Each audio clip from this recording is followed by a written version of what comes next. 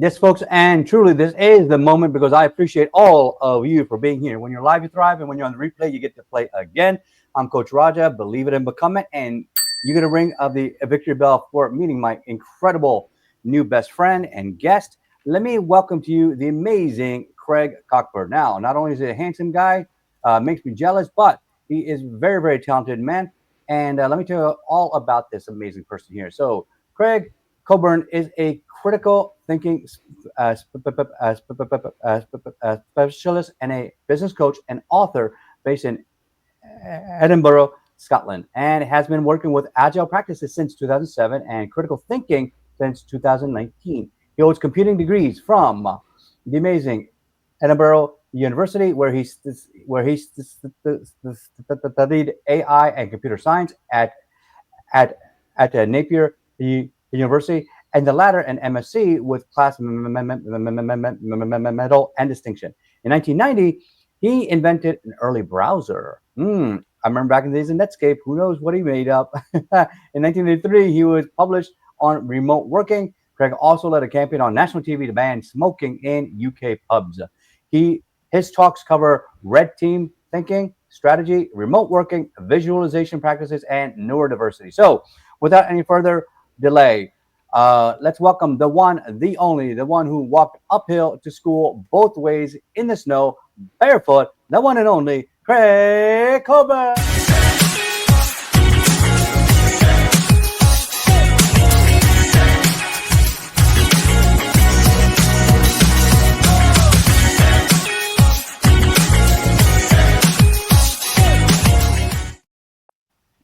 Hello, hello, Craig. How Hi, you doing today, Raja. buddy? Hi, thank you for that very exciting introduction. Loved it. Oh, absolutely. And if it can't be exciting, then why do it, right? And if you want to be excited too, click the link down below so that you can leave comments on the live. So let's not waste any more time. Let's enjoy and have a lot. I've been looking forward to this chat all week, honestly, because you and I talk similar things. We talk about neurodiversity. We talk about men's mental health. We talk about different things. And I just got into this, you know, when it comes to critical thinking, you know, when you've done this kind of work, how do you get started in this field? Well, I sort of got started because had been working as an agile coach, and Hmm. having worked as an agile coach for a few years, I could see that sometimes agile transformations weren't quite bringing the benefits that were intended or expected, Yeah. and often, people say, "Oh, the transformation's failed." I mean, generally speaking, the transformation had delivered some benefits, but there was a lot of what we call like failure patterns of leadership not being involved or Right. not sort of talking about how things could go wrong enough. Uh huh. And so I saw that sort of thing going on. And I also just saw that in general, agile should help businesses make better decisions.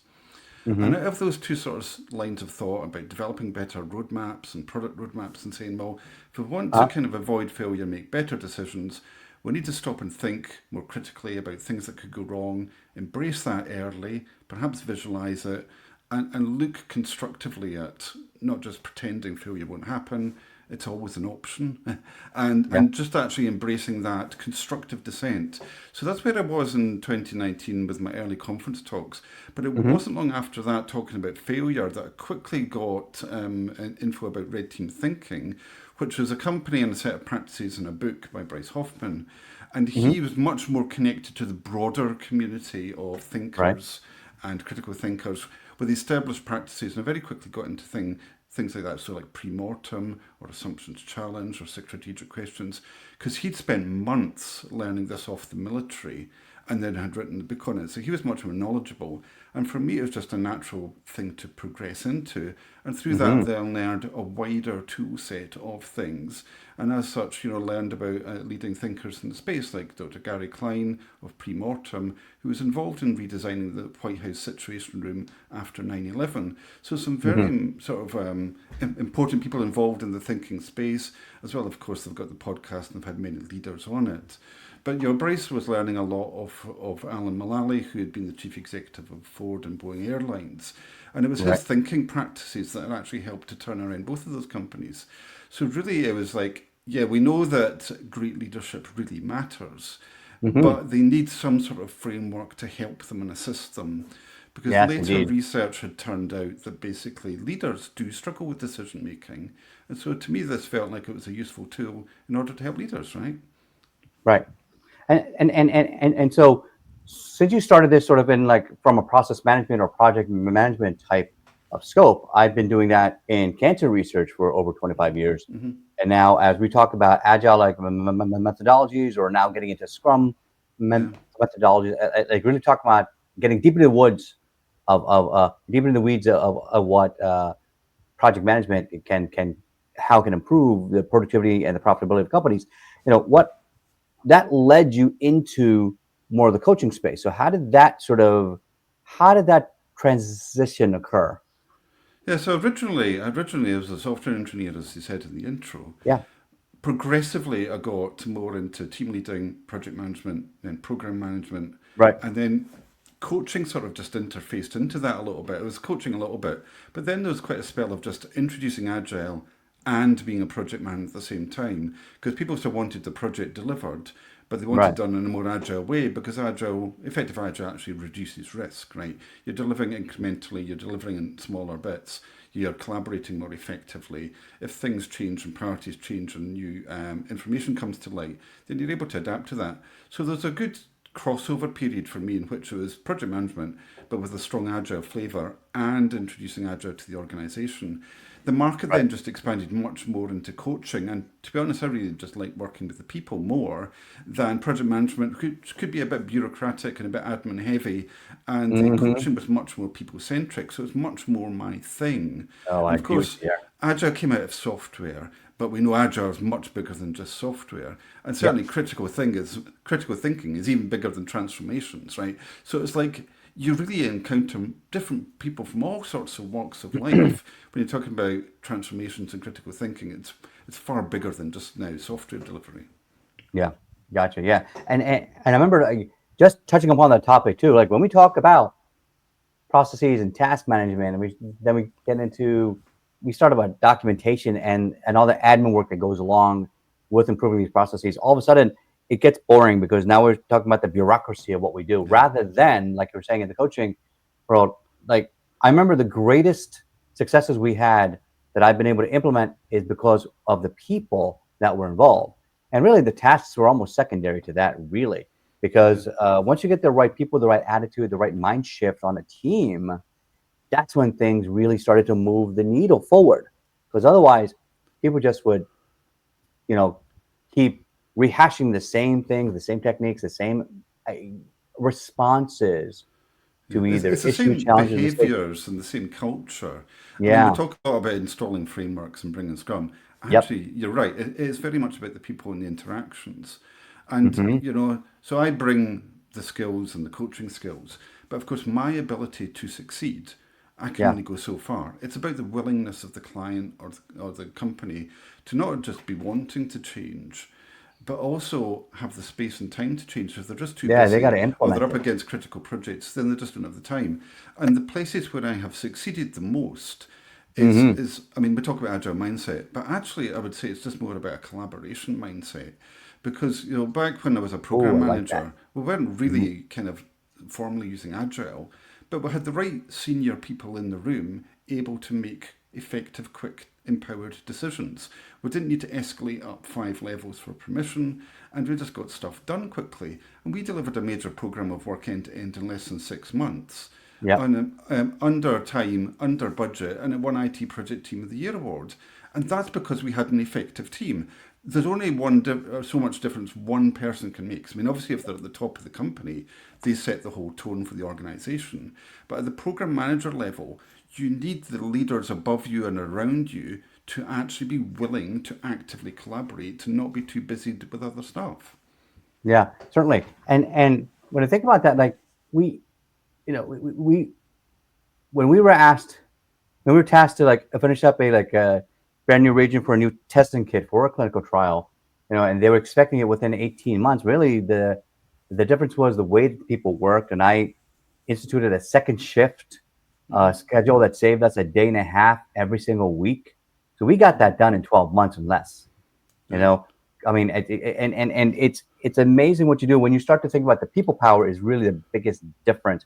And so I want to shift gears a little bit, talk a little bit more about you and how when we talk. I've been a cancer scientist for uh, uh, going on 26 years now. So Very, very you, interesting, very worthwhile work, of course. I mean, something close to my thank you, heart, appreciate right? it. Yeah, I I've been behind some big names, and I'm not talking about that today, but you overcame stage 4 cancer. I Yeah. mean, tell me a little bit about that. Like, how did that feel? What were the challenges, and how did you come on the other side of it? Well, it's funny, right? I mean, nobody thinks that they're lucky to get cancer, but I suppose if you're going to get the type that I got, it's about the best one they could have got, right? That's the way my Hmm. consultant framed it, and it was quite a long journey, and I have documented this on LinkedIn. But to kind Yeah. of go quickly, it was sort of blood cancer, and it got to stage 4, and Yep. unusually, with most cancers, of course, it's get checked out early, get discovered early, get treated early. Blood Yeah. cancers are different, right? It's not about it's about engaging with your consultant and then following what the consultant recommends. And Hmm. so early intervention doesn't necessarily always produce better results. So it's like they intervene at the point that they need to intervene at. So I was for a long time being monitored. And sadly, during that time, my sister got cancer and died. So Yeah. she got from a diagnosis to death in 6 months. So it was a bit Mm. of a shock being told I had cancer, though it was a different sort. So I had Mm. to live through that as well. And so really it was probably, it took them about 3 or 4 years to even diagnose what it was because it was borderline two conditions. And then I was Oh. at the Marsden in London, which is the leading cancer hospital in Britain. Okay. And they said, well, it's probably this, it doesn't meet all the criteria for that. And so they thought it had been a type of leukemia, but then it turned not out to be.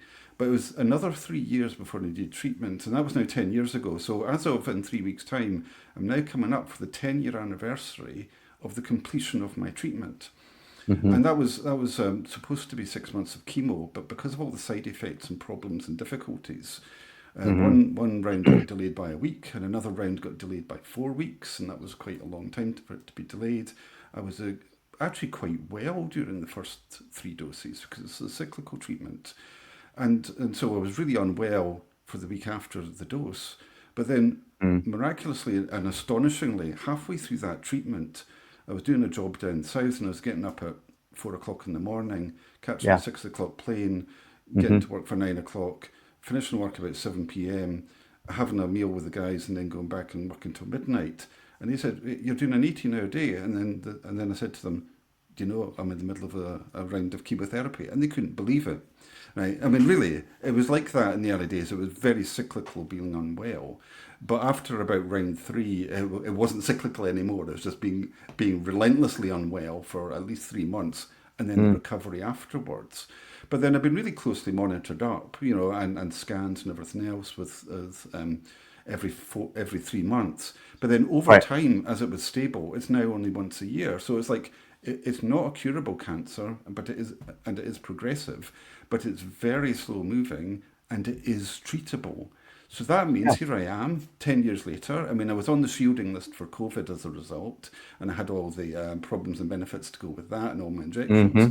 But nonetheless, as cancer goes, this is a pretty good outcome, to be honest. Like 10 years later, after what was stage 4, and here I am pretty much having a normal life. It's like fantastic. It is. That's fantastic. And I just applaud you. And you got to ring the victory bell for defeating cancer because everybody has to stand up for cancer and everybody has Yeah. to help support it. I mean, we've all been touched by it. I know I've had my wife's mother, my grandfather, my aunt. I mean, I have two friends that had glioblastomas that passed away. I mean, it's just the list goes on. And Yeah. a lot of us, if you catch it early, it's great. It's helpful. If you catch it late, it's a big problem. But in the end, like we all have to find a positive mind shift so that we can face it, attack it, and stand up to it, and make sure that Yeah. we come out on the other side. Yeah, Um, the other bit of good news is, although I had quite an aggressive form of treatment, yeah. it's an area in which there hadn't been much advancement for many years, but there was Hmm. advances happening while I was being treated. I was on a trial, although I'd been randomised onto the old treatment rather Yep. than the new one. And now, 10 years later, there are now better treatments with monoclonal antibodies, which are Oh yeah. less aggressive. And therefore, in the unlikely event, hopefully, that I will be treated again, it's a better course of treatment because medicine is advancing thanks to people like you, perhaps. Yeah.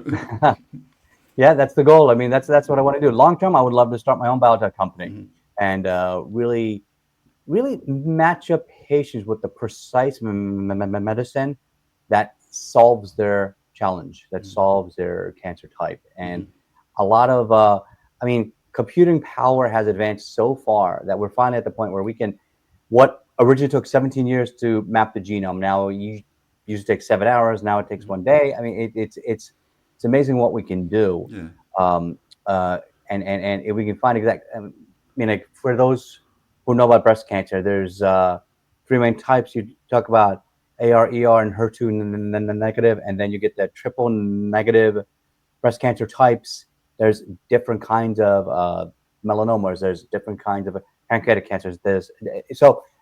So whenever you hear on the radio or on the news, like, oh, this so and so university just found the cure for cancer, I don't like when they Yeah. do that It's a bit because sensationalist and a bit inaccurate, it's really, to very be honest. Yeah. sensationalist. Because what it is, it's sort of like saying like, aha, we learned to fix the car. Well, that means what make, what model, what part, what year, and then there's this tiny subset of 1% or 0.1% that they've learned to improve survivability by maybe 20%, 30%. So that's not curing cancer. That is just basically an improvement, and we are moving the needle in the right direction. And that's what I like to Yeah. keep saying is like, we've Apart made from too all the many advances drugs in and the past 20 years. treatments, we're also using AI effectively to Yeah. analyze scans. So there's lots of advances in many areas. It's really interesting.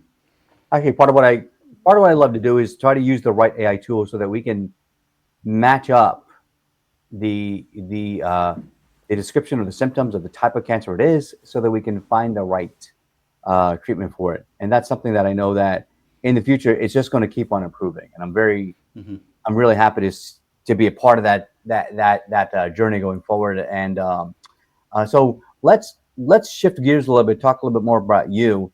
And I know what you do now. I know you know what a great, powerful person you are to have faced down the demon and come out outside as a champion. So let's talk more about you. And this is what I call the softer side of Sears. We want to get to know you as a person. Because people don't join a business, they join a person. Tell us more about in a few quick words, like where did you grow up? Like how did you grow up?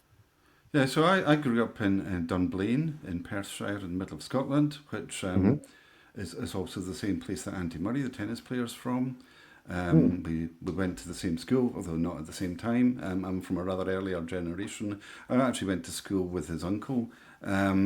But yeah, it's a small town. It's less than 10,000 people, fairly Hmm. rural, and right in the middle of Scotland. Just north of Stirling is the nearest city, where there's a famous castle, and Bannockburn, where there's a famous battle. So that's where I grew up. Went to university in Edinburgh for 4 years. Lived down south for 5 years near London. Did some work on networking, and then came back and have pretty much been living in the Edinburgh area for most of the rest of the time. Hmm. Careers transitioned from software engineering right through to coaching. In my spare time, I enjoy being in Scotland. I live in Scotland. The beach isn't that far away. Right. The hills aren't that far away. I take pictures. I put them in Google Maps. They've had 100 million views. I do stuff on social media and Twitter and everything else, but I just generally like going out and about. Much earlier on, and still to some extent, I was really into traditional music, folk music. Now Hmm. it's quite a broader spread, including musicals. And Right. I just enjoy music more generally, but I was quite prominent, even Right. campaigning for the rights of music and also of minority languages. I became a fluent speaker of Scottish Gaelic and did a lot Oh, of really? campaigning, worked Nice. for there, and also worked for a Gaelic charity for 6 years. Right. And we had meetings through the medium of the language. So I'm one of only 80,000 speakers of Scottish Gaelic, and I've Hmm. done a little bit of TV work and radio work in conjunction with that, Excellent. Cool. Cool. including some So for so the growing up BBC. then. So growing up then, did you was there anything that kind of inspired you to become and shape you into who you are? Was there a movie or a book or a or a mentor that helped you Yeah, become the person you are today? well, it was funny because, see, at school, I mean, this is touching a little bit on your diversity side of things, Yeah. is that at school, I mean, even when I was in primary school, I was really interested in science and I got up in space and I was really good at maths. And the same when I was at high school. And I was just really attracted to maths. Now, I wasn't necessarily top of maths. I was in the top classes, probably in the top 10%. Yeah. But all of a sudden, just this desire that sort of sprung to just be better and be good and to get more intense and deep. I mean, that sort of led to me being really good at the Rubik's Cube for a while. And it then pivoted me from just being in the top 10% to being the top of all time in the history Mm-hmm. of the school. And there was this Oh. talent for maths, Yeah. Mm-hmm. but English was like way, way, way behind. I mean, it's not just the English that we're speaking now. It's like things like interpretive essays and writing an essay and all this sort of stuff. I was just hopeless at that, right? I couldn't just engage with the emotional side. So there was this big spread, right? Mm-hmm. But one of the few times when I could step away from Macbeth and Shakespeare, and the teacher gave us a book, one of the key books that really appealed to me because it was so different was Sunset Song. And it's a book about Ah. Scotland, and it is written in Scots. And this is the first time I'd really seen that type of Scots written, apart Ah. from Okay. obviously Robert Burns, which is Scots, but it's from a different era. And I Okay. went, this is really good. I can get really into this. It's like, Mm-hmm. and although it's a bit different and out there, I mean, it's consistently awarded prizes as one of the top books in Scotland of the 20th century, and one of the favourite books of Scotland, even though it's not really quite what you call mainstream, but it talks to things that matter. You know, things like the change of the landscape and farming and the pivot to more industrial methods and things that affect people and places that you Mm-hmm. can go. It doesn't feel remote, distant, and from another age like Macbeth or whatever. As important those works are, and it gave me a different insight really, and made me more connected to Scotland. So that step into Scots almost like led to later on step into Gaelic, which is a different language, but being much more connected to the nation as a whole and its culture, which then led to my interest in traditional music. Right. And that's a great segue into like, what is the kind of music that you love? Well, as I say, it's quite about trade. I mean, when I go to my sort of playlist on your favourite streaming platform, it's like Yep. Mm-hmm. when I listen to something, I go, oh, or add that, and it's now like it's about 1,300 tracks, but now, yeah, it's now subdivided into genres. So it's just really what takes my mood. I mean, there was a Celtic phase and a folk phase, and then there's Yeah. pop and rock. And clearly there's the stuff to do with musicals as well. I mean, been to see Phantom of the Opera in London, that was fantastic. And also Mm-hmm. went to see a friend of ours.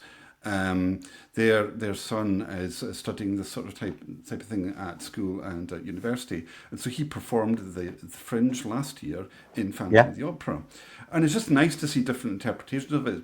Beautiful music, and of course I also like Les Mis, and just that sort of Mm-hmm. thing. It's like, I find that it's so different to folk music because folk music, Oh yeah. the meaning is very much in the lyric, and the delivery is quite flat in the sense of the story is all in the words. Yeah. And the drama is then left out of the thing. It's almost the opposite of musical theatre, where the drama is very much the method of delivery Right. and the Right. Right. light Because and I. shade. So Mm-hmm. it's really two quite different styles, and just like Yeah. whatever Because I takes your remember fancy. like Yeah, for me, like Phantom of the Opera, Les Mis, around that time in Saigon. That's what started my love of the Broadway yeah. scene. And so I feel what you mean about having that drama and pull you in and kind of suck you into your soul and kind of get inside you and kind of like Yeah. make you feel something. It And feels it's like such there's a more of you. It's a more participative. It's not like method acting. It's like yeah. you feel more emotionally engaged. I feel more Hmm. emotionally engaged, but I don't want to dismiss in any way folk music because it's a different genre.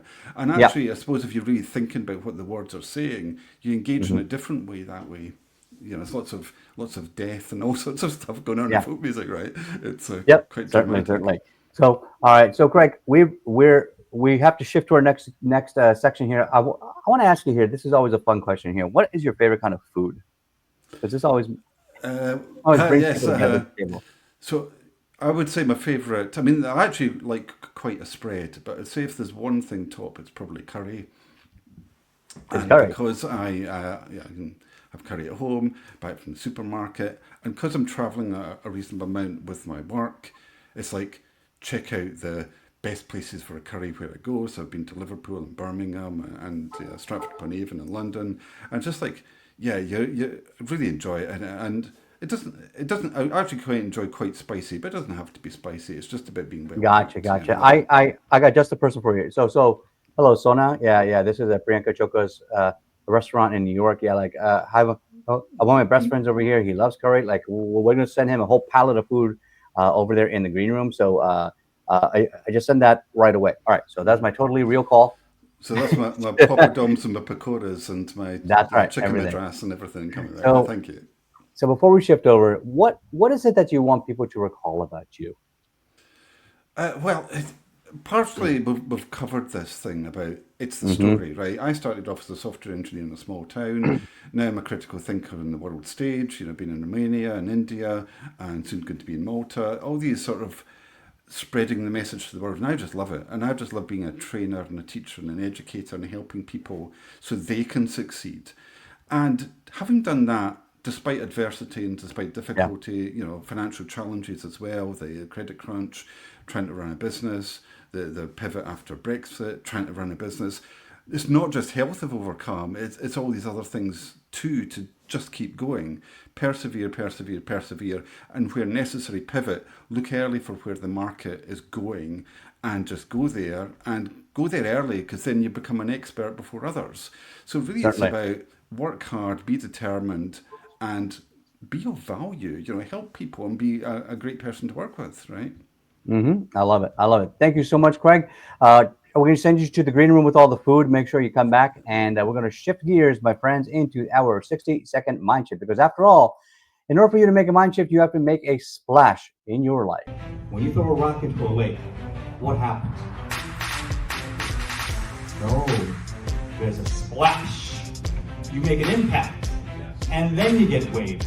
And then you don't know where those waves are going. Those waves are going past around the reeds, and you don't know where that impact is. So all of you out there, when you're on stage, you don't know where your impact is going to end. It's never going to end. All right, folks. So today we're going to talk about in our 60-second mind shift. We talked today about neurodiversity. We touched upon it, but I want to ask you, are you using your entire team to their maximum potential? Are you? Because as a leader, as a manager, there's a difference between a manager and leader. And I would surmise that many managers want to be a leader. They want to find out that hidden potential, that hidden ROI in their team, and make sure you have all the right puzzle pieces that fit together so that you can make the maximum use and make your team be the most productive as possible. So part of that journey is going to be to understand that there are minders, grinders, and finders in every business. And I'm going to very high level this for you and see if this applies to your company or your business. The grinders are the ones that are just kind of, they come in and they do the job. They're 9 to 5. They look at the clock and they're done, right? They have a great purpose. They handle all the basics operations. It's done. The minders, the great managers that say put people together, assign projects and tasks. They make sure that things are going smoothly. So you want to be a great minder as well. And then the finder. The finder is finding the vision. The person that says, you know what, we're going to steer the boat somewhere else. We're going to not chase trends. We're going to create our own trend. So the person that is the visionary. So if you have all three of these categories of people in your team, don't you think that there are different kinds of personalities, mindsets, and even special abilities and special superpowers, I call them, that can help aid you to launch that success? So if you want to find out more about that, make sure you click down below victorymindsetacademy.com and get your free gift so that you can launch your mind shift as well. So let's bring back the amazing Craig and find out whether you saved me any food. So Craig, welcome back. How was the food? Did you save me any? Well, I'm just washing it down actually. Oh, okay. That's okay. So I'll there you call go. you later. Oh, spicy. So for those that are watching on the live, you thrive on the replay, you get to play again. Craig, what do you think about that 60-second mind shift? What was your takeaway, and what would you add to it? Yeah, so that Minders, Finders, Grinders, I mean, it reminds me of, like, see when I do a personality test and they go, Yeah. what personality are you? And I go, I don't really buy into that, to be honest. Yeah. I see a little bit of myself in all of it. And so I apply Yeah. the right personality to the right situation and approach it in the right way. And I think that you probably got a favoured one. I mean, I like the sort of finders thing about having that big vision. But you also need a little bit of seeing it from the other two perspectives to really Yep. get the full picture, right? So you play the card that's appropriate to the situation, I would say, and embrace flexibility. You have to be able to pivot. Beautiful, beautifully said. I love that. And honestly, like that was a very high level approach to that. And there's so many other things you can do. You can talk about disc assessments. You can talk about EQs. You can talk about the four personality types based off of Personality Plus or so many other books. There there are many different tools that you can use to learn how to work with your team more effectively and to help to increase their productivity. Find that hidden ROI with those invisible superpowers. That's what I talked about, right?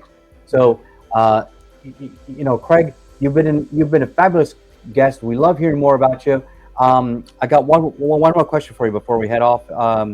If someone gave you a blank check and said unlimited resources, how would you use that?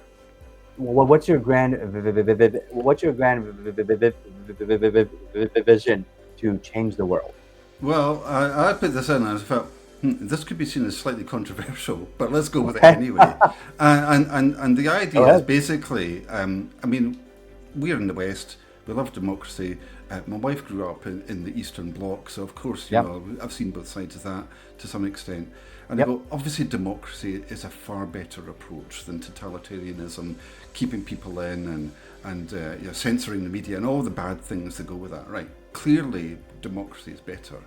But democracy, as we know it, is beginning to break down and not work properly. Right? We're getting dysfunctional leaders. We're getting leaders elected on showmanship and short-term thinking. We need to Mm-hmm. think longer term for things like the climate, and we just need a better model where somehow we've got much more closer to what democracy genuinely was when it got going in ancient Greece.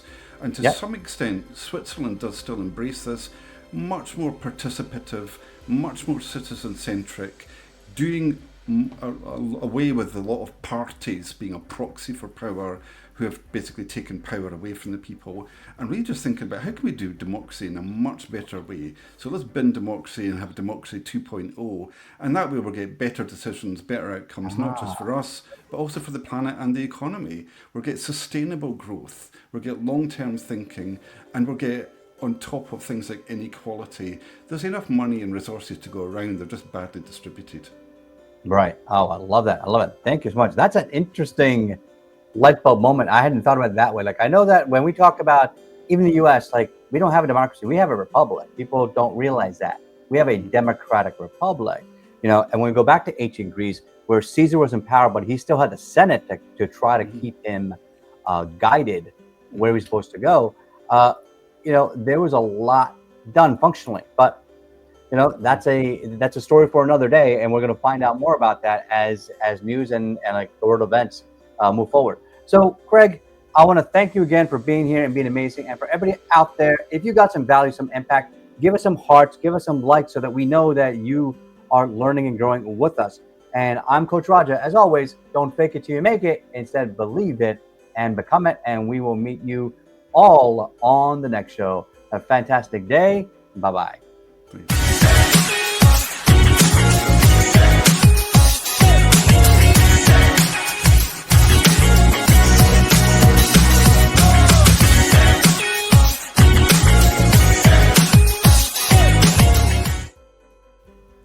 All right, Craig. All right, three quick Very good. questions for your testimony. Of them are off. Why did you want to be on the show today? What was your reason? Well, I just like talking about things that matter to me. Not for Mm, my own yep. sense of self promotion, but to do so, but also perhaps because it can help others. Right? You talked a lot about overcoming stuff and through your own journey, Yeah. and you touched on sort of we've got a common thread with cancer here, and just like the act of overcoming that and saying it doesn't all have to be bad news. Feeling that quite positive Absolutely. message that I put on LinkedIn a few years ago, when I started to need less and less reviews and it was all really Hmm. stable, I went, this is actually good news. I just want to tell people about that. Because clearly for my sister it wasn't, and she died, right? And often it is bad news, but trying to be as positive as we can actually uplift people. Because certainly the first time I got told I Yeah. had incurable cancer, it was like, that was a pretty black day, to be honest. But it turned out Yeah. not to be as bad as I thought. And trying to help others is just a good thing, right? Yep. Absolutely. I love that. Second, uh, what was your biggest takeaway from the show today, or the training, or anything? It was just a good fun vibe, to be honest. It was nice Yeah. just chatting away. And I really love this format. It's like I'm not having to look to notes or slides or what is this. I Yeah. know all this already, and it's a conversation.